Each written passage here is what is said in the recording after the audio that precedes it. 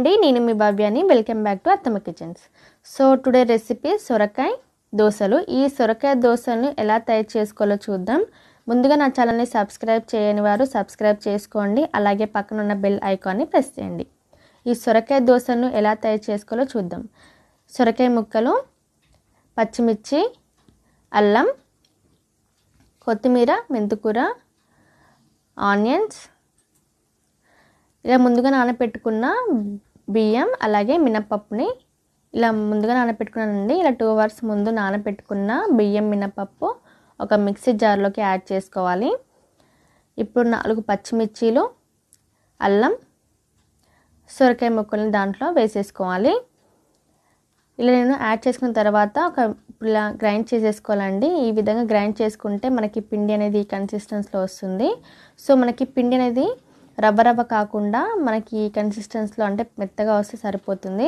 మామూలు దోశ పట్టే విధంగా ఇలా నేను ఒక బౌల్లోకి ట్రాన్స్ఫర్ చేసుకున్న తర్వాత కొద్దిగా అంటే రుచికి సరిపడా ఉప్పుని యాడ్ చేసుకొని గరిటెతో ఈ విధంగా కలుపుకోవాలి. మనకి ఉప్పు అనేది కరిగిపోతుంది.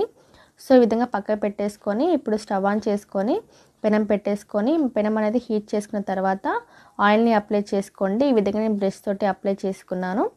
ఇలా పెనం అనేది హీట్ చేసుకున్న తర్వాత దోశల్ని ఈ విధంగా వేసేసుకోండి.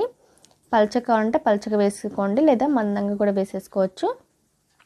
ఇలా వేసుకున్న తర్వాత కొద్దిగా ఆయిల్ని అప్లై చేసేసుకోండి. ఆయిల్ వేసుకోవడం వల్ల మనకి దోశలు అనేది స్మూత్గా వస్తాయి, అలాగే తీయడానికి కూడా ఈజీగా ఉంటాయి. సో ఇలా నేను సన్నగా కట్ చేసి పెట్టుకున్న ఆనియన్స్ని దాంట్లో యాడ్ చేసుకున్నాను. ఇలా వేసేసుకున్న తర్వాత కొత్తిమీర అలాగే మెంతికూరని యాడ్ చేసుకున్నాను. సో చాలామంది మెంతికూరని ఇష్టపడరు. సో మీకు నచ్చకపోతే స్కిప్ చేసుకోవచ్చు. ఇప్పుడు నేను కొద్దిగా జీలకర్రని యాడ్ చేసుకుంటున్నాను. ఇలా నేను ముందుగా తురుము పెట్టుకున్న క్యారెట్ని దాంట్లో యాడ్ చేసేసుకోవాలి. సో మనకి ఈ విధంగా అప్లై చేసుకున్నాం కదా, ఇలా వేసుకోకుండా డైరెక్ట్ పిండిలో కూడా యాడ్ చేసుకోవచ్చు. సో మీకు నచ్చితే డైరెక్ట్ పిండిలో కూడా యాడ్ చేసేసుకోండి. సో ఈ విధంగా నేను హై ఫ్లేమ్లో పెట్టుకొని ఇలా ఫ్రై చేసుకున్నాను దోశలో. సో మనకి లో ఫ్లేమ్లో పెట్టుకోవడం వలన మనకి దోశలు అనేది గట్టిగా వస్తుంది. హై ఫ్లేమ్లో మాత్రం పెట్టుకొని ఇలా ఫ్రై చేసేసుకోవాలి దోశలు అనేది.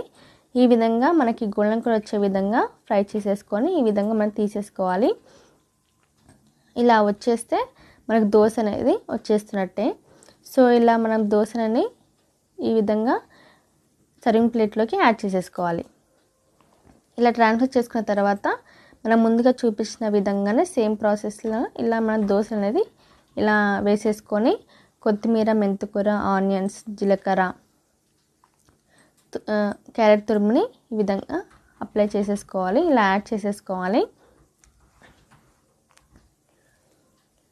సో ఇలా యాడ్ చేసుకున్న తర్వాత మనకి గోల్డెన్ కలర్ వచ్చిన తర్వాత మనకి ఈ స్టైల్లో అంటే మనకి దోశలు అనేది డిఫరెంట్ స్టైల్స్లోకి తీసేసుకోవచ్చు.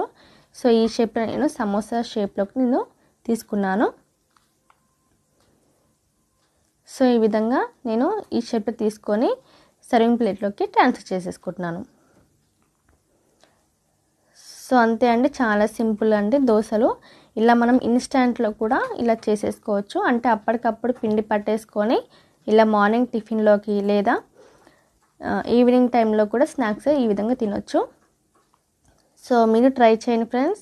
సో చాలా టేస్టీగా ఉంటుంది. మనకి నానబెట్టిన అవసరం లేదు, అప్పటికప్పుడు ఇలా విధంగా చేసుకోండి. సో మీరు ఇంట్లో కూడా ట్రై చేయండి ఫ్రెండ్స్, చాలా బాగుంటుంది. మీకు ఎలా వచ్చిందో కామెంట్ చేసి నాకు చెప్పండి. లైక్ చేయండి, షేర్ చేయండి.